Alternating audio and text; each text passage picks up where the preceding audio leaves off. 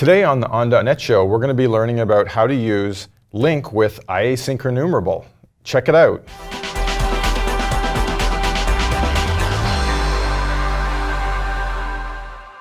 Welcome to another episode of the On.NET show. Today we're talking about LINQ support for IAsyncEnumerable with Bart. Yep. So tell us a little bit about yourself and then we'll get into the topic. Yeah, so I'm Bart. I've been at Microsoft for a little over 11 years. Before that I was an MVP for C#. Okay, I didn't know that. Yeah, about 4 years as well. And I've been with .NET since the very beginning in that way. And so I joined Microsoft in 2007, working on WPF for a couple of years. Then I do remember that. Yeah. Then I spent a bunch of time on reactive extensions in Eric Meyer's team, where we built IObservable support and LINQ to events.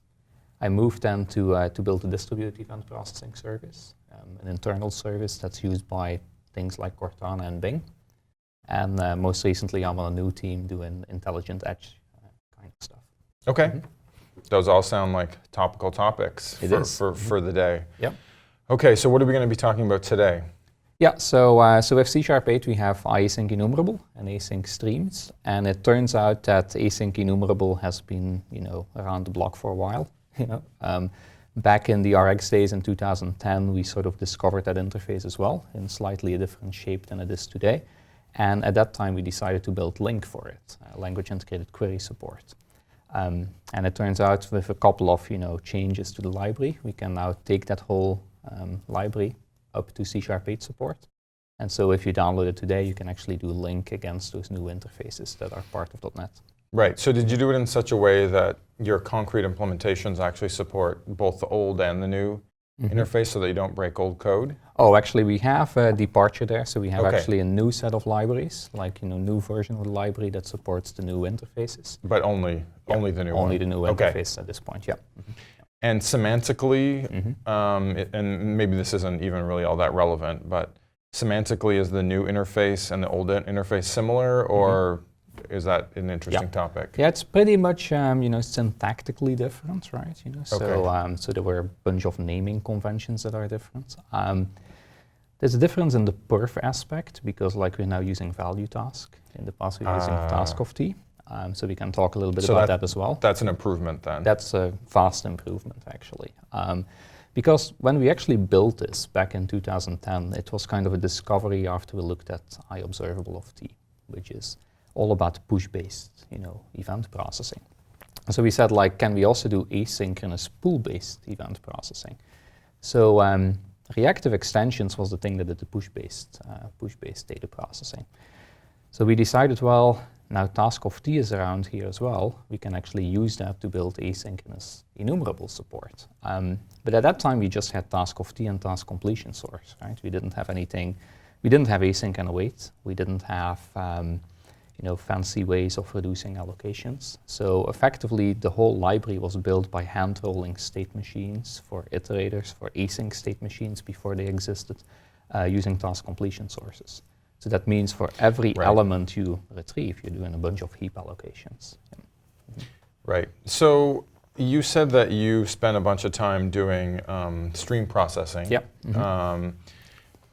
And you also said that IAsyncEnumerable is like a stream primitive. I guess you could use those words. Think of it that way. So I actually don't personally know a ton about stream processing, and I have this idea in my head of that sounds complicated. It sounds like I would need a significantly sized platform to do that at scale, yet at the same time, IAsyncEnumerable is about as simple a thing as you could imagine. Yep. You can hold it in your hand, right? That's right, yeah. So I guess the first thing is, am I correct that a really powerful stream-based software platform would be significant? And if that's the case, how do I use this small thing? Yeah. Can you speak to that? Well, I think both actually can be applied to the small and the large. We've sort of been working on scaling reactive extensions from very small, event processing over, say, UI events, all the way to large infrastructures. That's been the theme I've been working on. The key difference really with IAsyncEnumerable versus IObservable in this context is that the way that you retrieve the data is different, right? Yeah. So in the IObservable sense, what you end up with is that the consumer is not in control. The consumer is effectively just being notified whenever an event happens. And so if you have massive amounts of events, end up with questions about back pressure and those kind of things, because you get flooded and you need to do the processing. And so that's where, in large-scale systems, we can do things like partitioning the data and do different partitions of the data being processed on different nodes in a cluster. So there you get a scale-out kind of approach. If IAsyncEnumerable, it's still pool-based, right? It's really just about, I want to be in control of retrieving my data, but I don't want to be blocked, right? Yeah. So the part you said about partitioning, I would have thought naively, because again, I don't have much depth in this area, that sure, I understand with IAsyncEnumerable, you're kind of pulling like a fishing rod, but underlying, at every point, you say call move next, but you haven't called move next again.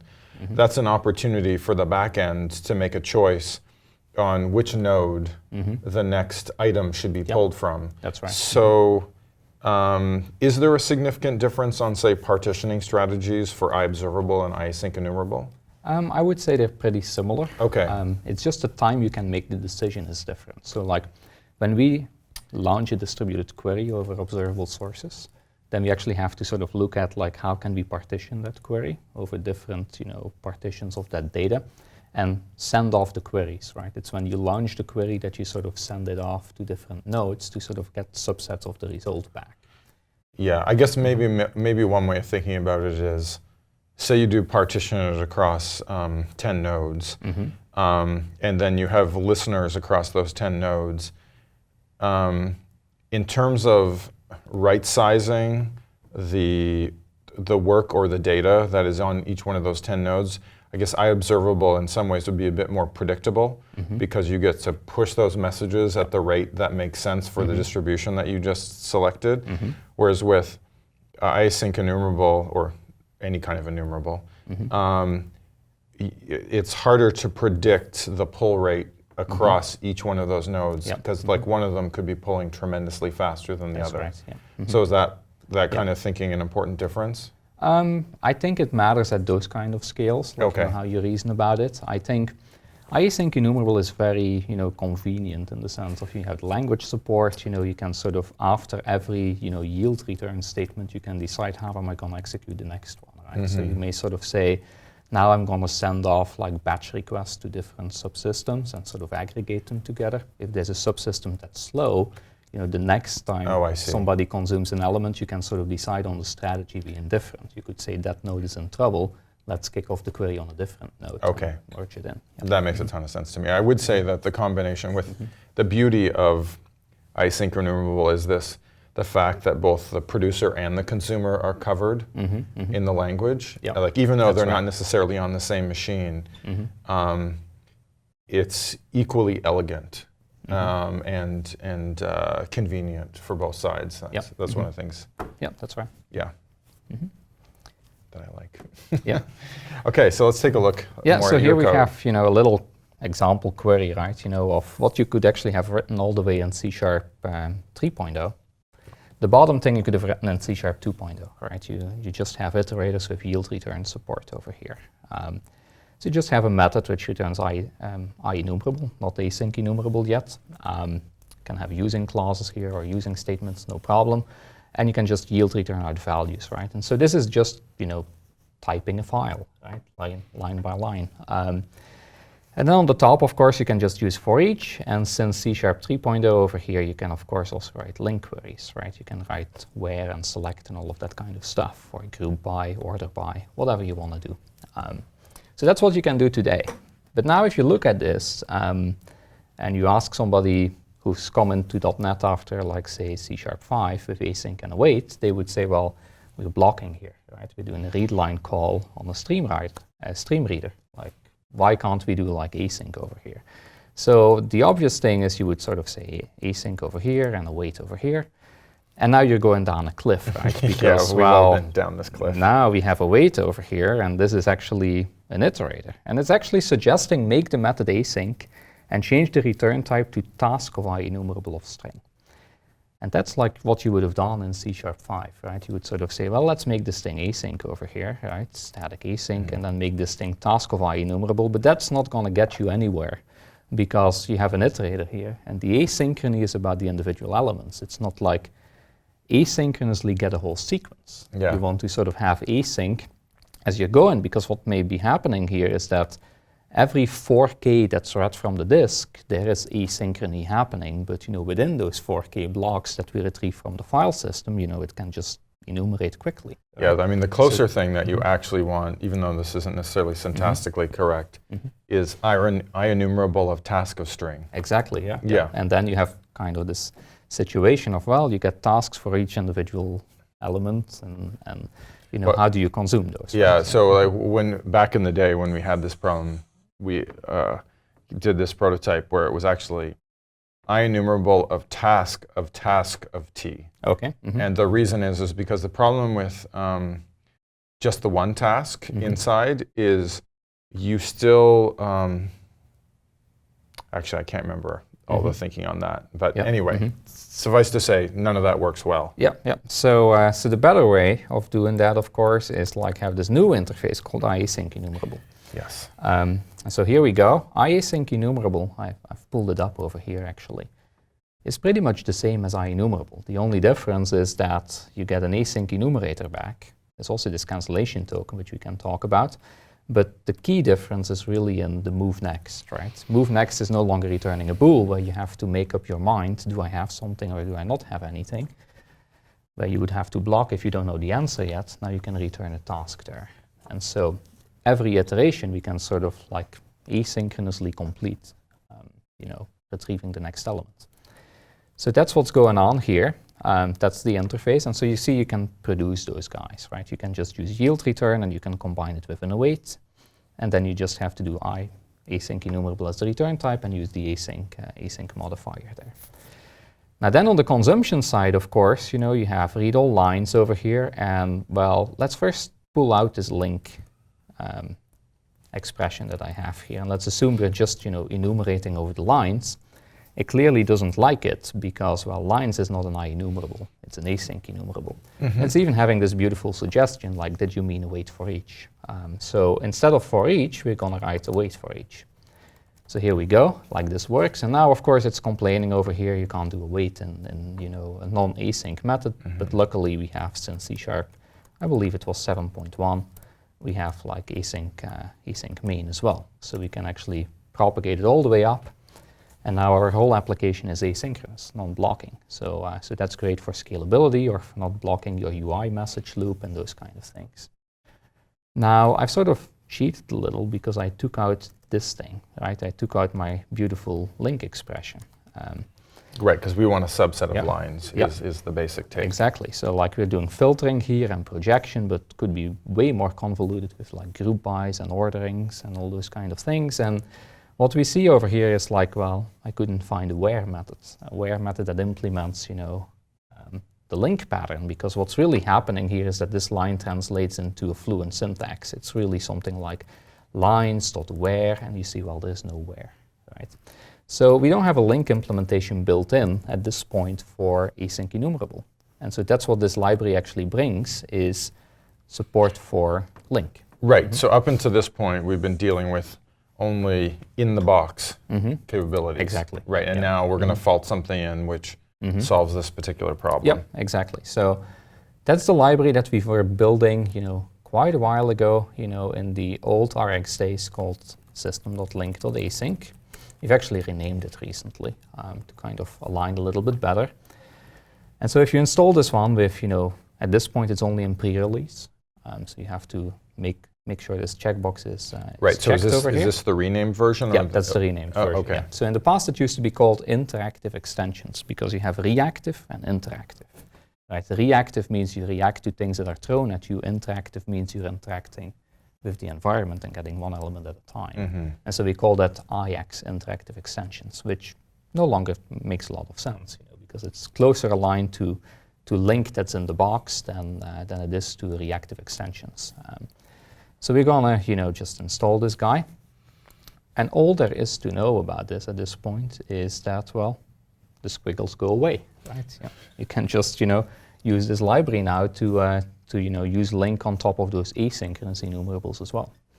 Right. So the way that we should think about this, I think, is with what we had before, you added that library, is we had extension methods for LINQ for only IEnumerable. That's right. Yeah. And so what your library does is it faults in a whole bunch of extension methods via some namespace. The namespace is System.Linq. Okay, exactly. So you don't have to change anything. Okay.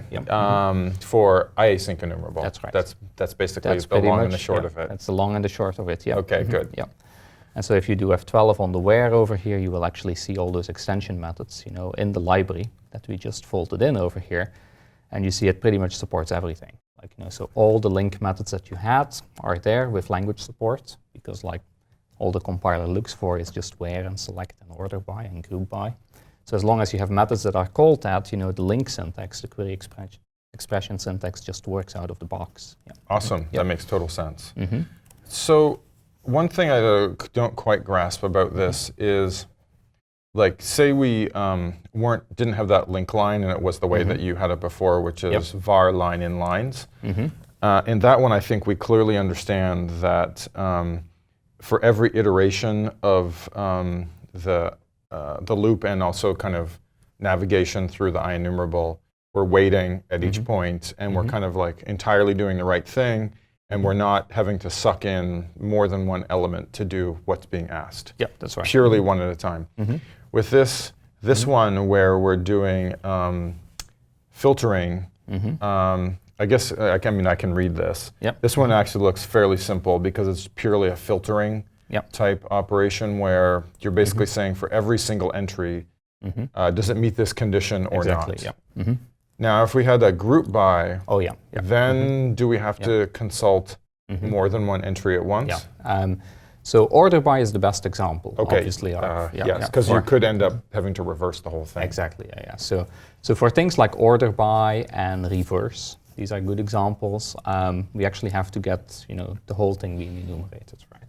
So in reality, you could think of that as really returning a task of a sorted collection, as opposed to returning an asynchronous enumerable that yields values one at a time, because we kind of have to resort the whole thing. That's exactly the same as IEnumerable, actually. So they're completely isomorphic in terms of that kind of behavior. So in classic LINQ, if you do order by on an enumerable sequence, we also have to enumerate the whole sequence before we can return the first element. Right, but I guess the way to think about it is, on one hand, they're identical, but on the other one, I guess the asynchrony is still valuable from the standpoint if, say in the gross case, there's a minute in between each item being given to us. Then our CPU is not blocked. It can do other work. That's right. So in this particular case, if you would have a wait for each over an order by over the lines over here, effectively what would be going on is that move next async of the top level thing, the first move next async to that whole sequence is the one that actually catches all the asynchrony of the underlying enumeration. Right? Yeah. So you won't be blocked in any way, which is different from doing an order by over IEnumerable. If that's over a large file, you're kind of screwed. Your thread is going to be stuck for a long, long time. Yeah. Okay. So that's pretty much what's there to know.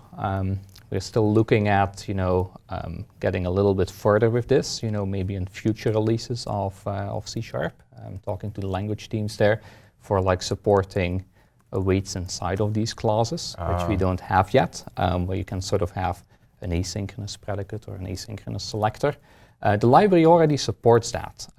We just have come up with some ugly names for that to not be in conflict with things.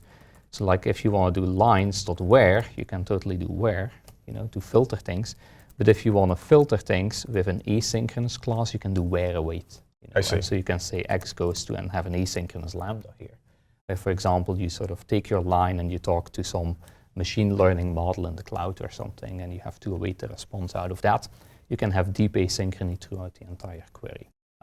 But that's not something that's properly supported using the Linq syntax itself, but the library underneath actually has asynchrony all the way down. So like you can even get to that point. Right. Okay, different question before we close out, which is, so this is an open source project. That's right, yeah. I think it's not part of the charter of your job. Oh, no. Yeah, and you I'm pretty sure you're a super productive employee. So, how do you find time to do all this, and also over so many years as the maintainer of this project? Yeah, it actually turned out that most of the work was done in the V1 with all the task completion sources and things. So that was actually the most difficult piece.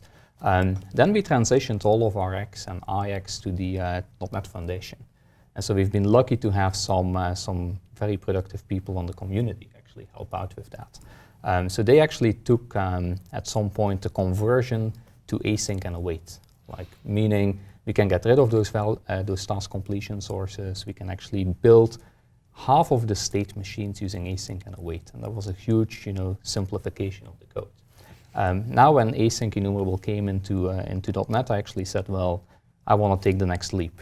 So I went back to the project and actually changed everything over to use C# 8 features, which almost was like a re-implementation, but it's closer to copy-pasting System.Linq and putting awaits in and changing the return types to IAsyncEnumerable than it is to take the original project, and sort of like try to make everything async, because we had those hand-rolled state machines all over the place. Oh, I see. And so what's really happened there is that the community has done a lot of work in keeping the project kind of going along before there was the proper language support. And so now that the proper language support is there, it was kind of a fun exercise to re-implement things and sort of also give feedback to the language people about cancellation and those kind of aspects of the interfaces.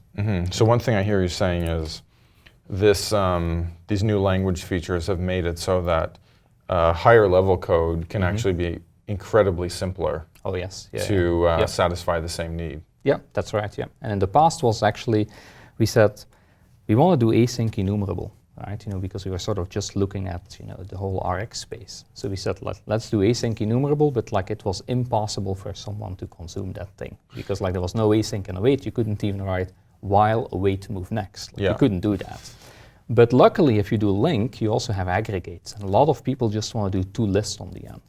So then you do two lists async and just have one continuation, right? And so we kind of used Linq to make IAsyncEnumerable kind of bearable for people.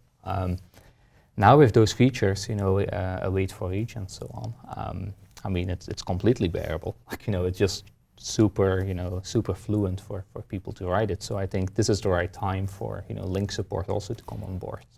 Awesome. Well, I haven't tried this, so I will. Yeah, give it a try. Okay, well, thanks for sharing this with us today. Actually, let's retell people where to find this library. Yes, yeah. Just go to the NuGet package manager. Call it System.Linq.Async, and don't forget to have the pre-release checkbox ticked, and there you go. Okay. Yep. Awesome. Well, thanks so much for being on the show and sharing this. With C# 8 not being that far out to actually ship in its final form, this is super topical and good. Okay, thanks for watching another episode of the On.NET show, and thanks for Bart for coming on. Yeah, my pleasure.